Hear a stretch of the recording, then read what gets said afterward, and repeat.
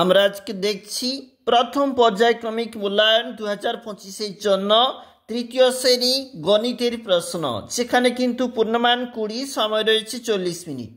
দেখো, কার একে সংখ্যা তৈরি করে কথায় লেখো 6 নাম্বার রয়েছে।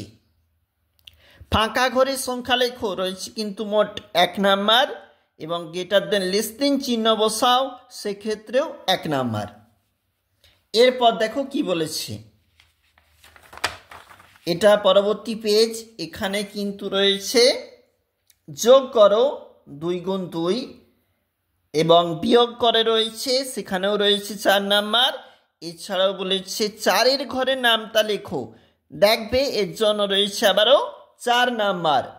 আমরা দেখছিলাম তৃতীয় শ্রেণীর, যেখানে গণিতের প্রশ্ন 2025-এর জন্য আরও একটি প্রশ্ন ফার্স্ট ইউনিট।